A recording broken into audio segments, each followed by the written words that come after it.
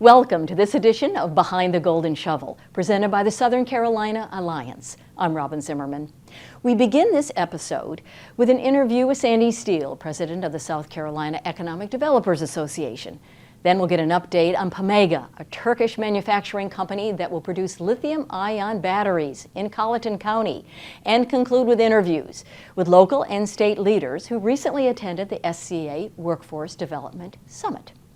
Let's begin in Columbia at the Southern Carolina Alliance offices. We spoke with Sandy Steele about the role of the South Carolina Developers Association and the upcoming legislative agenda. We are in Columbia, South Carolina, with the president of the South Carolina Economic Developers Association, Sandy Steele. Sandy, nice to meet you. Nice to meet you as well. Good morning. Good morning. Let's begin with SCEDA. What really is your role? What do you do? Well, I am thrilled to be the current president of SCEDA, and SCEDA stands for South Carolina Economic Developers Association. Our association is over 65 years old and has always been the only association for economic development practitioners and private sector allies, really anyone that works in the economic development field. SCEDA is an amazing organization that has succession leadership so that we ensure quality ongoing.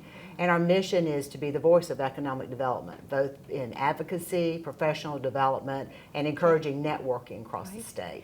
So how do you all work with the South Carolina Department of Commerce? South Carolina Department of Commerce is a very important partner with SCEDA. On the SCEDA board, we actually have 5 ex officio positions, and Department of Commerce is one of those. So we have their leadership at the table helping set policy and really directing professional development, along with some other economic development partners such as Department of Ag, Parks, Recreation, and Tourism, the South Carolina Ports Authority, and the South Carolina Technical College System. Right. So it really is a collaborative effort, isn't it? Absolutely, and we make a concerted effort because our leadership on the board is elected by the membership, and it's incredible that we have over 600 members, and we make an effort to be sure that all areas of the state are represented, so we can hear all those voices. Yes. So legislative agenda, we're in the fall of 2023. Yes. So as we move into 2024, what's on tap? Well, 2024 is the second year of a 2-year legislative session. Last year, SCEDA worked directly on funding support for industrial site development, money for the local areas, along with some other things in terms of incentives, some tweaking of job tax credits, and that type thing. And so as we survey our members to make sure those priorities are still in play, we will be formalizing an agenda, but it will pretty much be a continuation of the support that we had for those very important items. So how do you represent your 600 members? How do you hear from them? We try to work very diligently to hear from all those different positions. So what we do is we hold virtual listening sessions. We just held 6 across the state, giving everyone a chance to call in and just have an informal dialogue. We take all that information and compile it into a survey, and that survey is going out this week, and we will give our membership a chance to rank and prioritize from there. Excellent. And then we have an active legislative committee that'll take those final results and make a recommendation to our board. Excellent, excellent.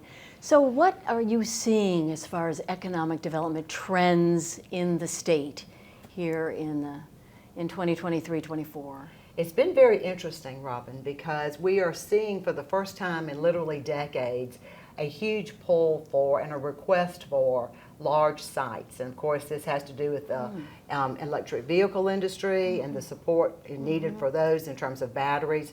So where we've always seen requests coming in, around 80% of those would want an existing building. We're seeing more and more requests for greenfield sites or blank sites that are ready with infrastructure, but that do not have existing buildings and that are large in size.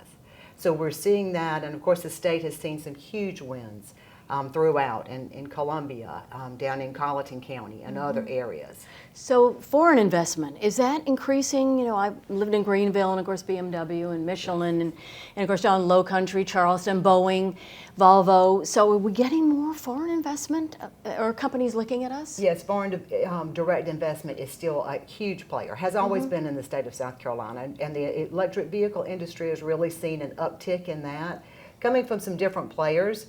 A lot from Korea, you know, and some of the Asian markets, but we're still seeing a lot of activity with Germany, the European models and that type thing. Very good. So it's a very exciting time for South It's Carolina. an incredibly exciting time for South Carolina. Well, thank you so much. Sandy Steele, President of the South Carolina Economic Developers Association.